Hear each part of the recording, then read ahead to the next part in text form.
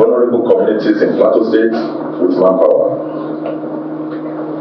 But what we cannot cover with manpower, we will look for other ways of covering them. This cannot be allowed to continue. I don't want to say much on this, but I would say that this criminal element will soon be surprised. The Inspector General of Police also assured the governor of the continued support of the police in ensuring that sponsors of criminals are fished out and prosecuted accordingly. In Benue State, at least 7 persons have been killed in the attacks on Otobi community in Ankwa district of Otukpo local government area by some persons suspected to be herdsmen.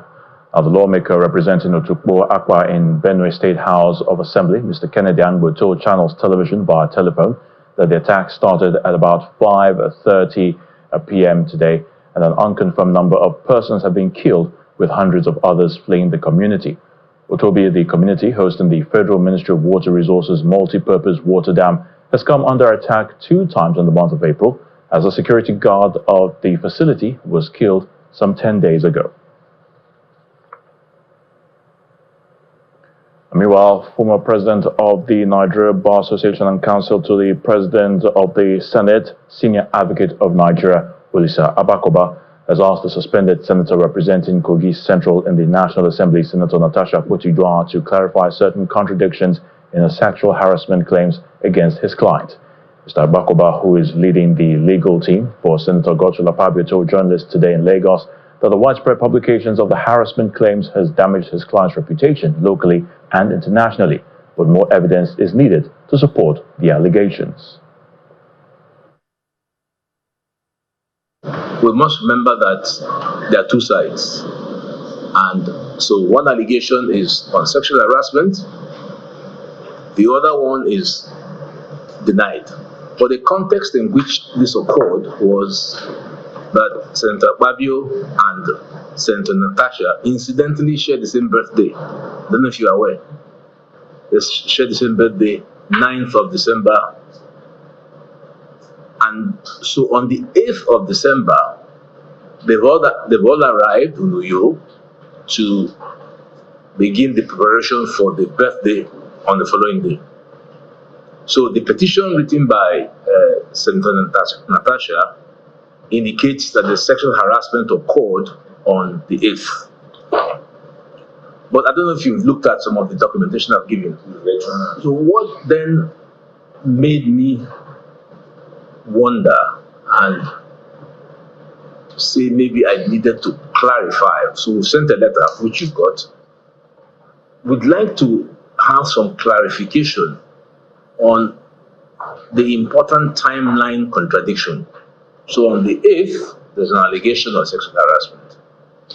On the 9th, there is praise for the same person who, on the 8th, a sexual harassment allegation is made. That's the purpose of this. To River State now, where the sole administrator of the state, Vice Admiral Ibokete Ibas, has refuted claims by the Nigerian Bar Association, the NBA, suggesting that the 300 million naira payment made to the association was a mere gift and not tied to the hosting rights for the NBA's 2025 Annual General Conference. Reacting to the NBA's announcement of the relocation of the 2025 conference from Port Harcourt to Enugu, the administrator described the association's position as unethical and a breach of trust. In a statement issued today by Senior Special Assistant on Media, Hector Igbekwubo, the administrator clarified that the payment was made under a clear mutual understanding that River State would host the NBA's flagship event. He expressed dismay over what he called the NBA's unilateral decision to move the event, warning that failure to refund the 300 million naira would leave the state with no choice but to initiate legal actions to recover the funds. He then urged the NBA to act swiftly to resolve the matter and avoid unnecessary legal confrontation. Well, staying in Rivers, the state judiciary has dismissed claims regarding the retirement of Chief Magistrate Ejike King George. While speaking to journalists earlier today, the Chief Registrar of the State High Court, David Ihua Maduenyi, revealed that Mr. George had been compulsorily retired from service by the Judicial Service Commission, since February the 12th this year, following disciplinary proceedings which had been preferred against him in January of last year. JSC, upon my report, set up a panel to look into the complaint which I have laid against the magistrate. He appeared before the panel, and the panel heard from him, and the panel gave a decision, gave a recommendation to the JSC. JSC accepted the recommendations and gave two options to the magistrate. First, that he should retire voluntarily from service within 14 days, or he will be compulsory retire from service. This decision was communicated to him from my office. He refused to take the option given to him. So the JSC did a letter. The letter is dated 20th December, giving the options. Option to either voluntarily leave the service or to be retired compulsorily. He refused to take the options.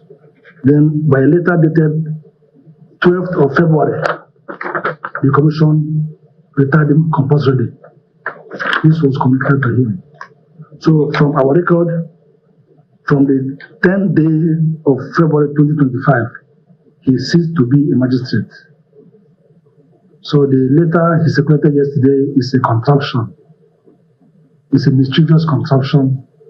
I don't know for what purpose he wants to achieve, but from records available, he has ceased to be a magistrate because the JSC has compulsorily retired him from service.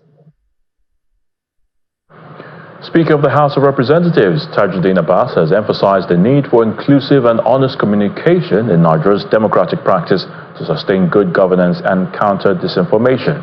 According to him, Nigeria's 25 years of uninterrupted democracy demands a new era of responsive and transparent communication between leaders and citizens. Mr. Abbas made this then while delivering remarks at the second Nigeria Spokesperson Summit in Abuja, where he was conferred with an honorary fellowship by the Nigerian Institute of Public Relations. Our correspondent Ben Yak reports.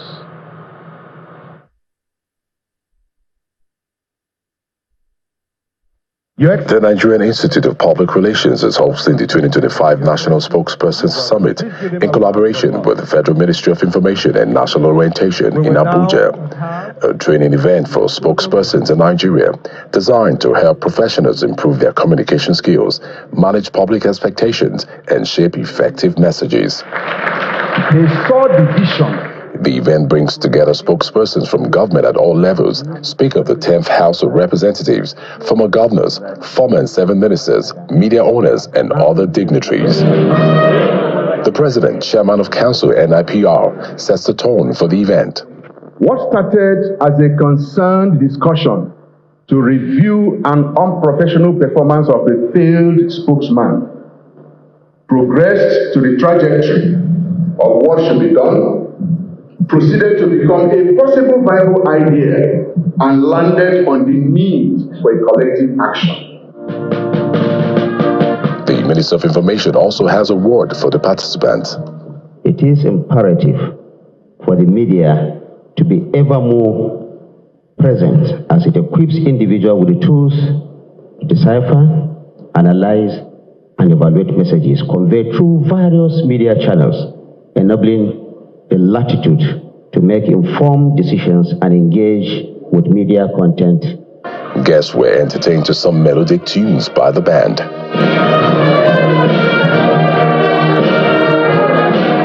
GCON, Speaker, 10th Assembly.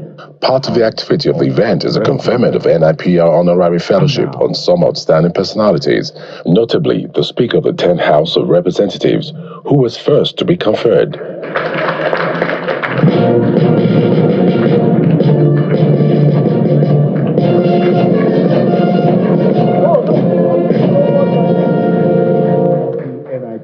And then he gave his speech.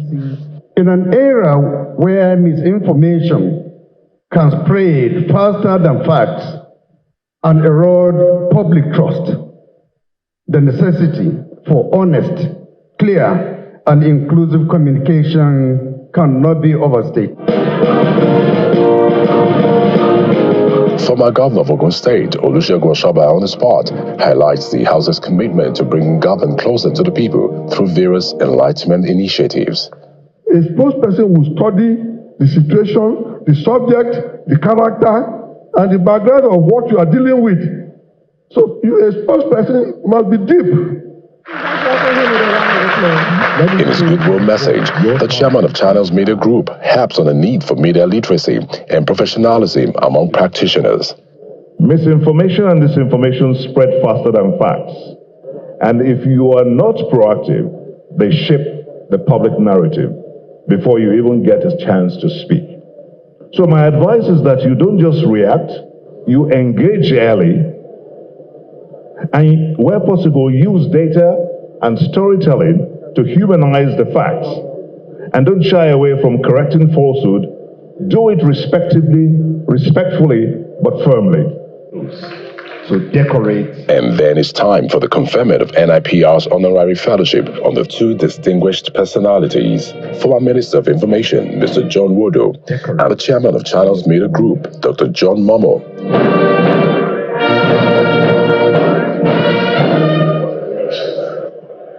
As concerns over fake news and disinformation grow, the emphasis at the opening ceremony of the second Nigeria Spokesperson Summit is on the urgent need for media literacy and responsible communication in order to safeguard public trust and national unity. From the venue of the summit, Benny Ark reported for Channels Television News.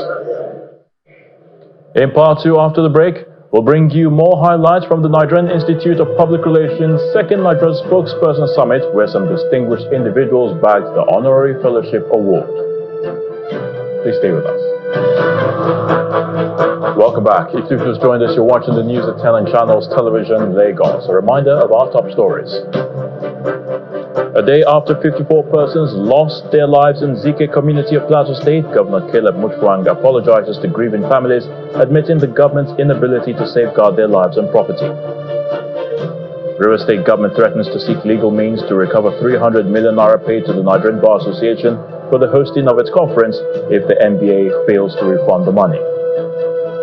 House Speaker Tajuddin Abbas advocates media literacy for Nigerians as the Nigerian Institute of Public Relations confers honorary fellowship on him and two other distinguished Nigerians, former Information Minister John Umodo and Chairman Channels Media Group Dr. John Momo. And Palestinian militant group Hamas rejects Israeli proposal for a 6-week ceasefire in Gaza, which calls for the armed group to give up its weapons.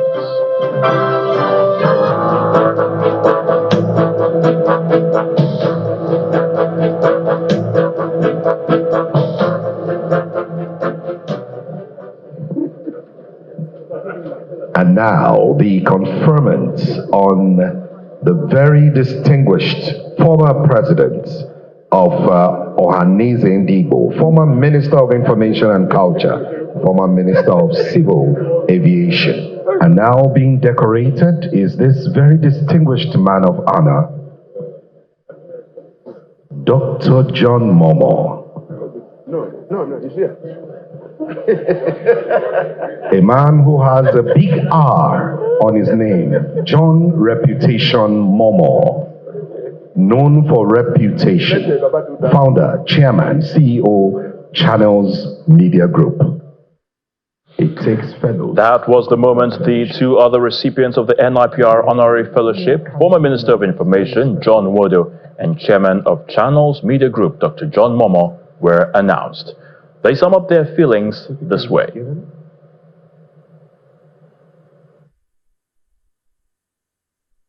And the hood will be, and there it is. I listened to the head of Channels when he spoke here. His speech, of all the speeches I've had here, touched me. Our people are bleeding. Anybody who pretends to you that is not so is not telling you the truth. Our country is bleeding. When I was sitting here and listening to the speeches and saw the speaker go without hearing speeches like this and that of yours, sir, I felt sad, but I'm happy that you're here. This is your job. Talk to Nigerians and talk to the government. People are not happy. I pity your situation, but we can do better. I just want to say that I'm very delighted to be here today.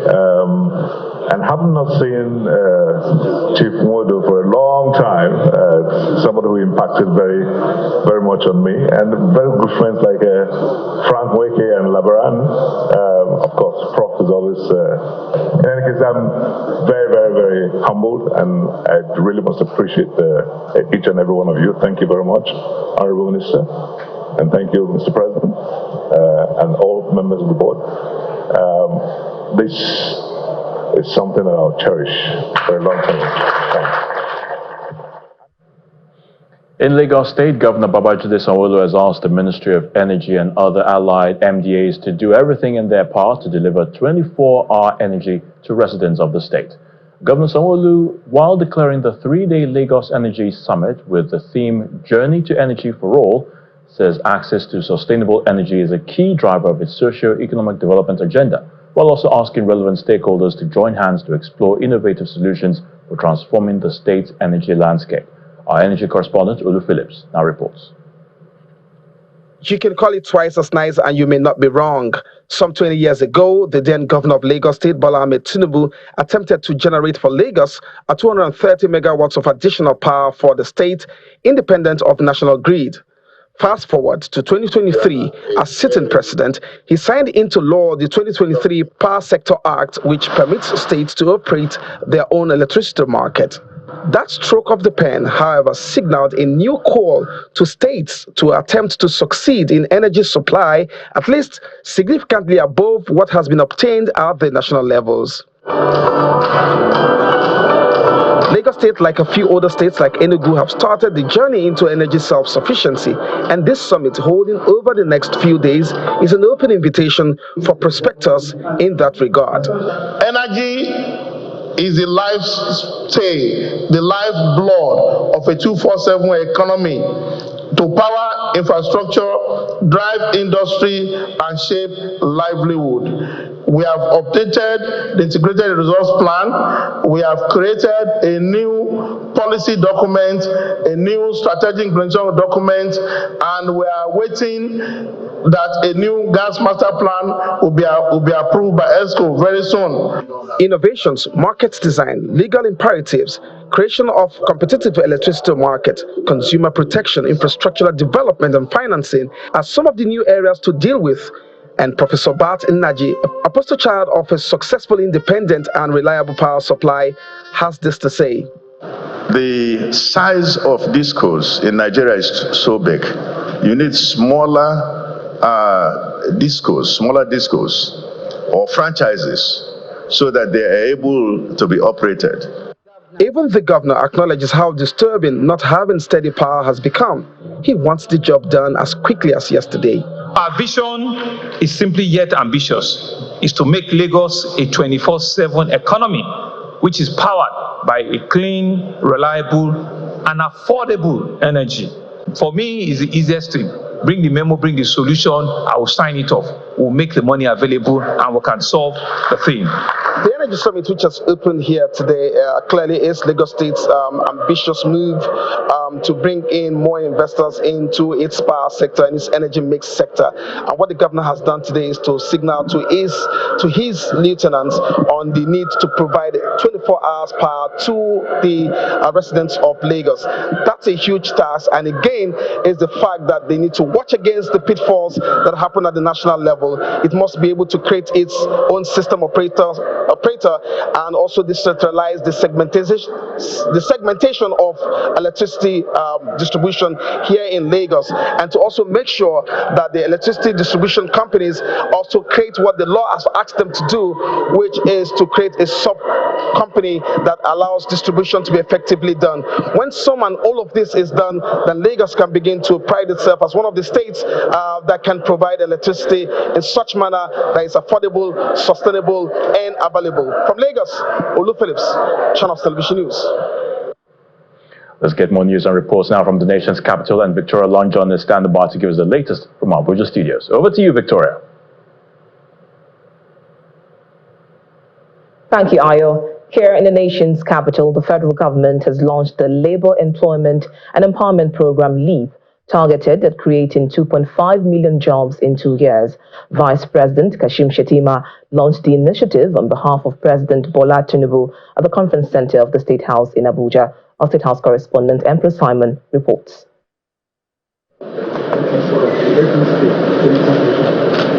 The Vice President arrives at the conference center of the State House, Abuja, for the launch of the Labor, Employment and Empowerment Program, LEAP, an initiative that aligns with President Bola Tinubu's Renewed Hope agenda. The event is attended by state government officials, ministers of various ministries, members of the labor union in Nigeria, representatives of private sector organizations, and international development partners. Through the LEAP initiative, the federal government is targeting to create more employment opportunities for Nigerians. With LEAP, we are setting a clear national target to directly and indirectly create at least 2.5 million sustainable jobs within 2 years. This program, when fully operational, will not only tackle youth unemployment, but will address other cross-cutting lingering issues such as security, economic growth that will advance our national priorities and attainment of the renewed hope agenda of this administration. The subnationals and the labor union in Nigeria commend the initiative and want the federal government to ensure its sustainability. I pray that it will be a program that will bring sustainable jobs, not casual jobs, not jobs that the wages will not be able to take you home. To seamlessly implement this program, the National Committee should create a linkage with the subnational government who are closer to the people. Vice President Shettima reaffirms the federal government's commitment to ensuring that every part of the country is carried along in the implementation of the Labor, Employment and Empowerment Program and other programs of the government.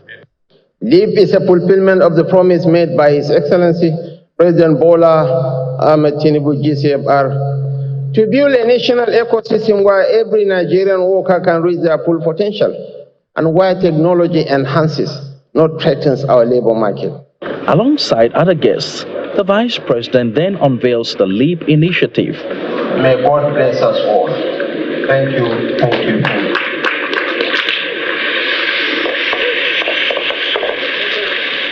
With over 4% unemployment rate in Nigeria, the federal government is optimistic that through the LEAP initiative, it will be able to reduce the rate of unemployment in the country and empower its teeming unemployed youths.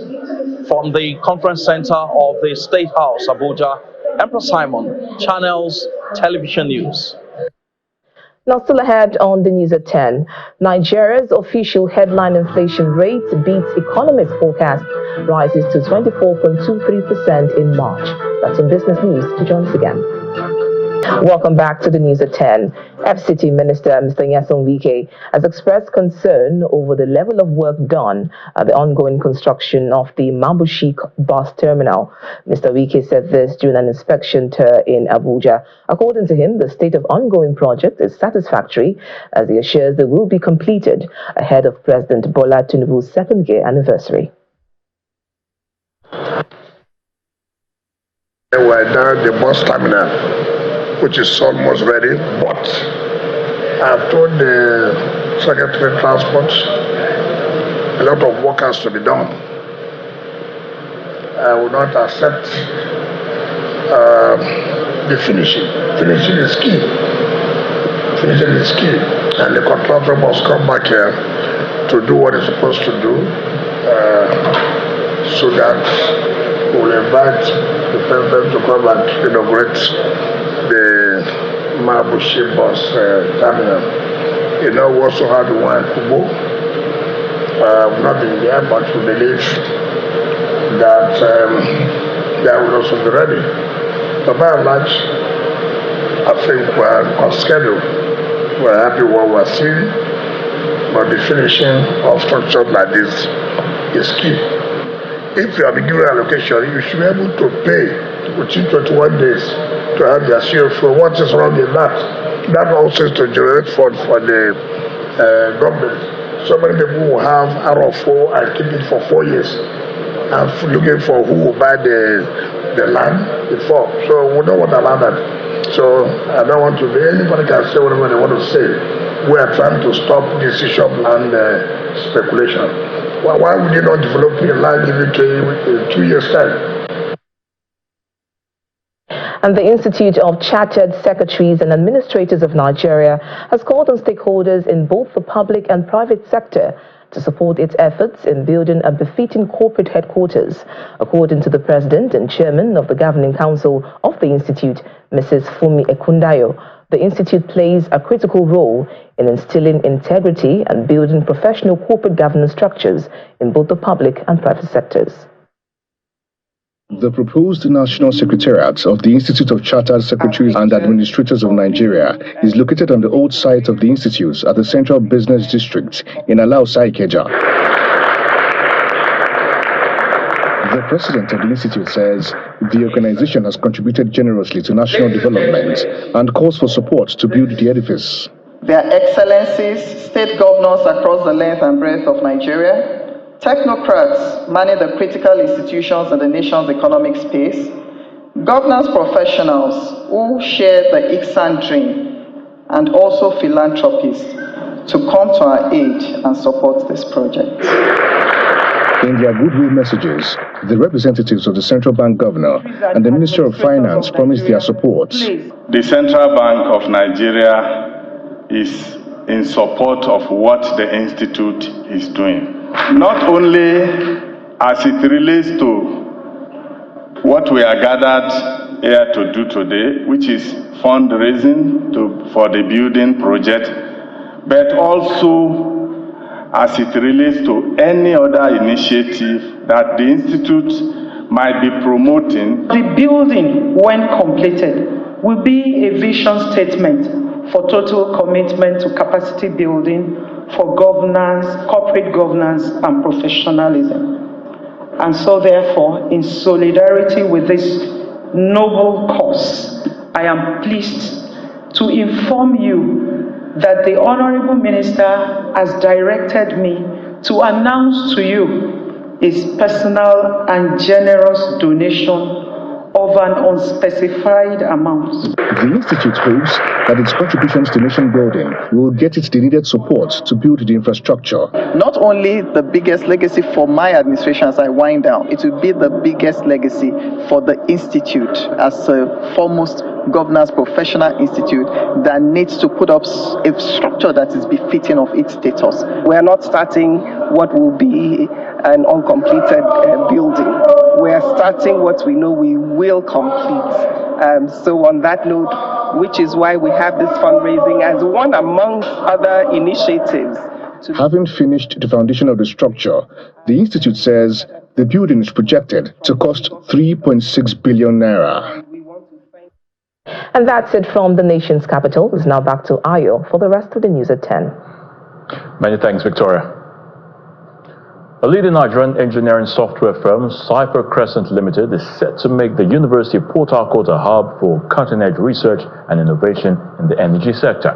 It has followed the groundbreaking for the construction of its Energy Technology Institute in partnership with the management of the university and other relevant agencies. The University of Port Harcourt is at the center of national attention as top stakeholders from Nigeria's energy and government sectors converge on campus, with representatives from NNPC New Energies, NCDMB, NIC Comsat, and PTDF in attendance alongside the university's leadership. The spotlight is on a bold new initiative. Indigenous engineering software firm Cyber Crescent Limited is launching the Energy Technology Institute, a cutting-edge research hub aimed at driving homegrown innovation in the nation's energy landscape. We therefore call on every stakeholder within and outside this university to join hands with us as we set forth on this very remarkable journey.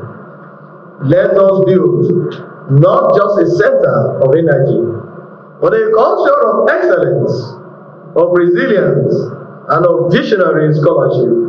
A key highlight of the new Energy Technology Institute is Cyber Crescent's flagship innovation, the Maths Library. This state-of-the-art engineering mathematics software is already making waves globally, helping industries boost efficiency and performance, and now it's set to become a cornerstone of energy research and development right here in Nigeria. The Maths Library we are presenting here is basically an intangible property, very important intangible property of Cyber Crescent. Without the mathematics library, there will be no Cyber Crescent. The highlight of the day, a visit to the proposed site for the Energy Technology Institute, where the prototype was unveiled to much anticipation. The momentous occasion is marked by a symbolic groundbreaking ceremony led by the Vice-Chancellor of the University of Port Harcourt and the CEO of Cyber Crescent, as stakeholders expressed their optimism for a future driven by innovation and collaboration in the energy sector. This is a dream come true, because I remember three years ago when we began the conversations with the University of Port Harcourt, and when we started talking about the birth of ETI, I was also part of the team that kept coming to the university, and it looked like, when will this be and how will this be? 3 years down the line, we are having the groundbreaking ceremony. We, like other institutions of government, look forward to the completion of this project, where we can work together to develop digital manpower for the use of the tools and resources that will come out of this great initiative.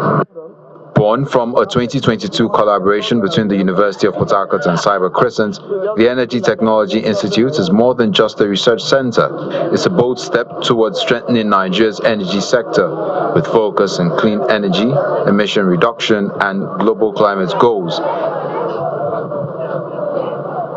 Dufil Prima Foods Limited, makers of Indomie instant noodles, has officially commenced the 17th edition of its corporate social responsibility initiative, the Indomie Heroes Awards, that identifies children aged between 15 years and below. Temitope Shiwaju, PR manager of the company, while briefing newsmen, explained that the yearly event will continue to celebrate outstanding acts of children across Nigeria. As the 2025 awards will recognize runners-up and localize the celebration. In the last 16 years, the Indomie brand has celebrated the heroic feats of Nigerian children aged 15 and below. Dufil Prima Foods Limited is ready to usher in its 17th edition. Welcome to the 17th edition of the 2025 version, tagged Unsung Heroes, will feature a collective of attractive and inspiring stories from different states across the 6 geopolitical zones of the country. Group Corporate Communications and Events Manager, Dufil Prima Foods Limited, Temitope Shiwaju, disclosed that the initiative will continue to celebrate heroes identified and encourage this generation. We need to continue to identify and celebrate these young lads who have continuously and every time done wonderful things in our society, but most of the time they've gone unidentified or even uncelebrated. We want to continue to encourage this generation that is only the right thing to do. National Coordinator of Indomie Fan Club, Karishma Rustagi, seizes the opportunity to clarify some misconceptions about its children's motivational publication. These stories are shared with them, but then with a lot of caution, that because we do not want these kids to react anything. But yes, we do tell them, and they are one of the first ones who get exposed to it, because we have the booklets which we circulate in their schools, and we send those stories across to them. These commendable acts of physical, social, and intellectual bravery have often gone unnoticed and uncelebrated until Indomie introduced this platform. This year's edition will be used to signpost these areas. Beyond just giving out the children who have won, we have also said we need to also celebrate and reward runner-ups in different categories. So we'll have more people winning this time around. Of course, we have also increased the price tag. We are also mindful of what the situation is in the country. So we have also increased this price tag, and across the 6 geopolitical zones in our country, we'll be doing this. Over the last 16 years, the Indomie Heroes Award has produced 52 winners who were rewarded with scholarships worth several millions of naira, helping them overcome certain financial constraints. Duffield Primer Foods Limited says all entries would be subjected to a screening process, and a final selection of winners will be conducted by a team of credible judges, as entries will commence on April 15 to June 30, 2025. What's happening with Nigeria's headline inflation rate? Well, let's find out more from the world of business with Dominic Iwiwo.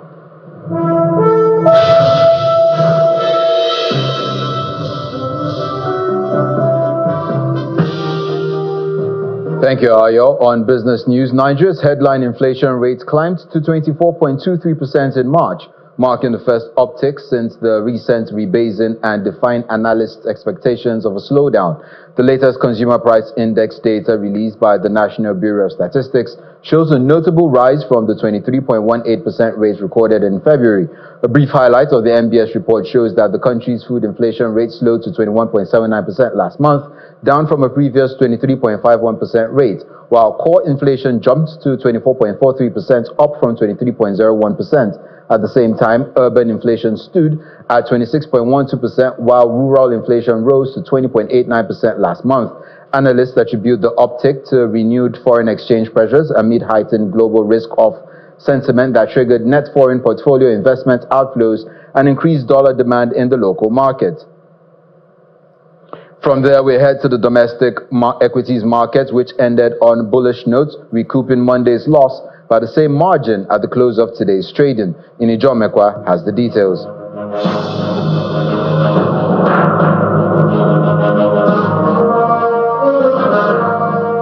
Everyone, welcome to the stock market report. Well, a sustained positive sentiment at the NGX is what the market closed with on Tuesday. Looking at the top trades, the banking, they are the ones mostly there, but it's more profit taking. So we see from Fidelity to Access and Zenith Bank, top trades, but it was more of profit taking. So when we look at the sectors, we understand it more.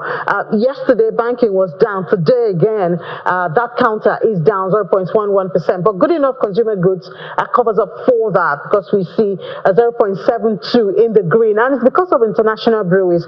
International breweries was down yesterday, but there's a recovery today.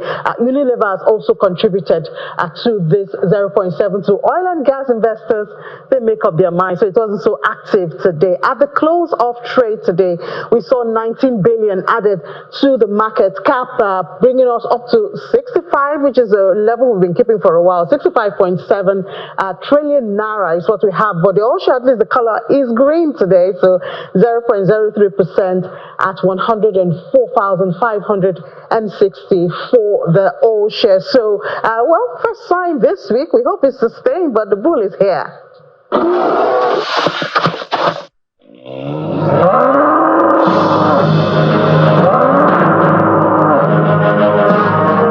And that's it on business news. Back to Ayo for the rest of the news at 10.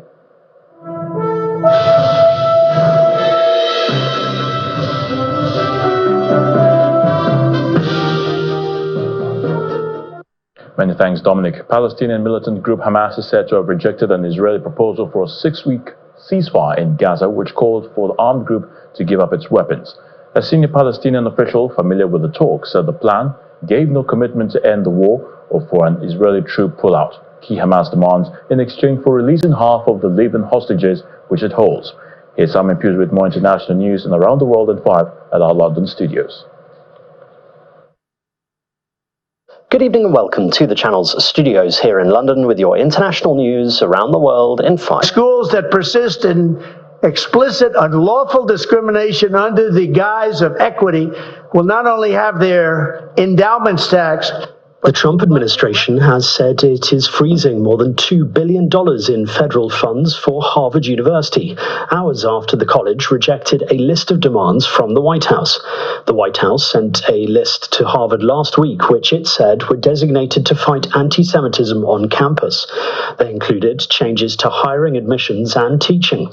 Since Donald Trump was re-elected, his government has tried to reshape elite universities by threatening to withhold federal funds, mostly spent on research. Harvard became the first major U.S. university to reject the administration's demands on Monday, accusing the White House of trying to control its community.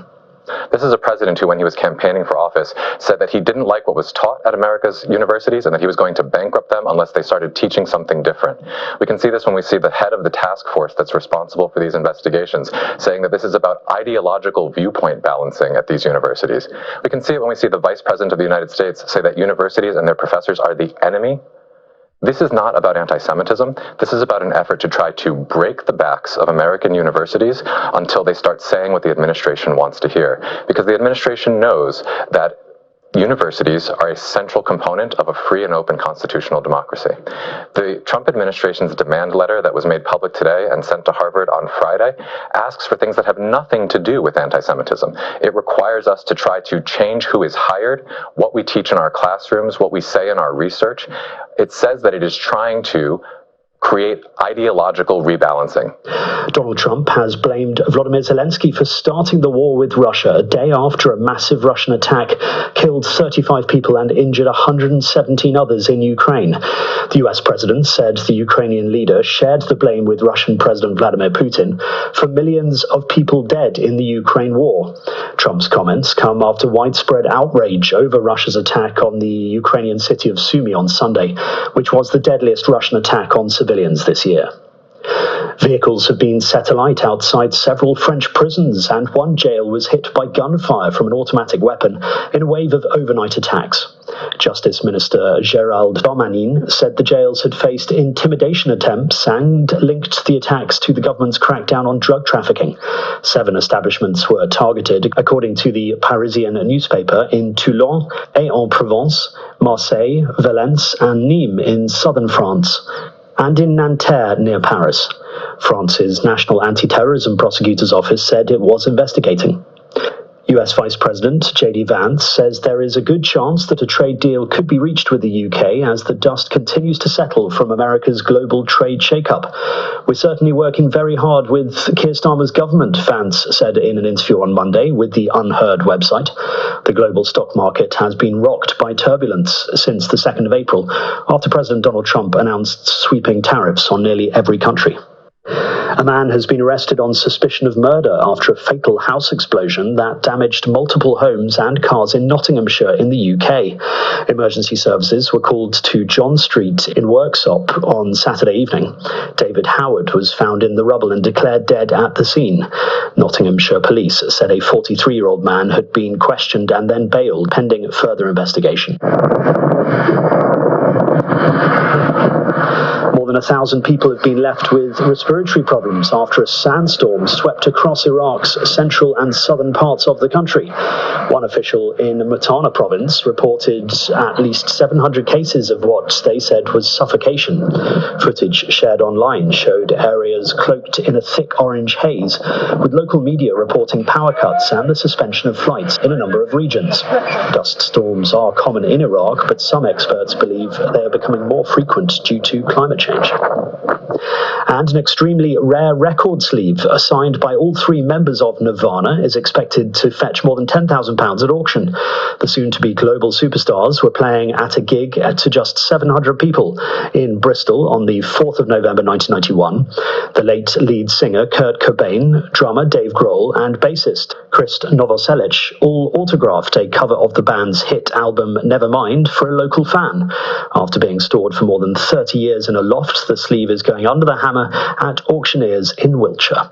And that's your international news around the world in 5. Now back to the channel's studios in Lagos.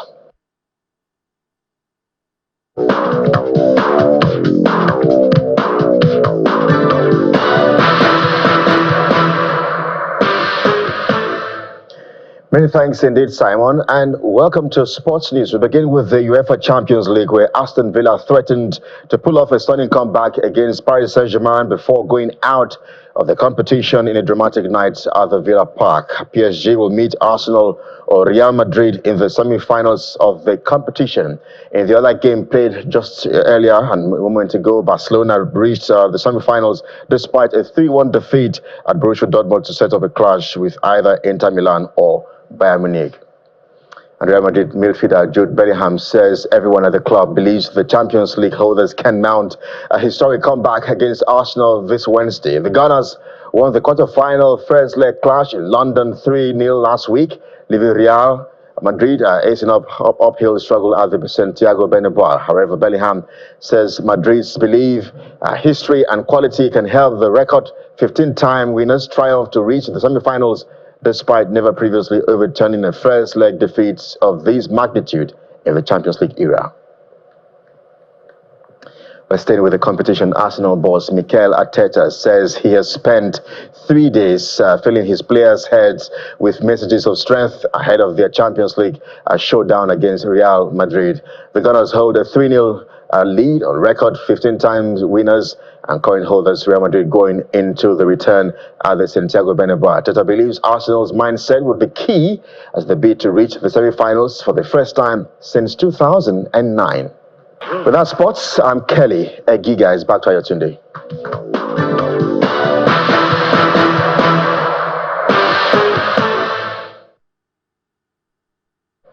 And the main news again.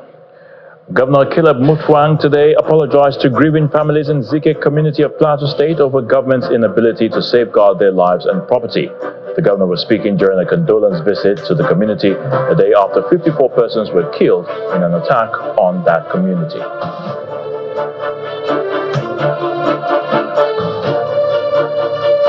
And that's the news at 10 tonight. Thank you so much for watching. I'm Ayotunde Balogun. You have a good night.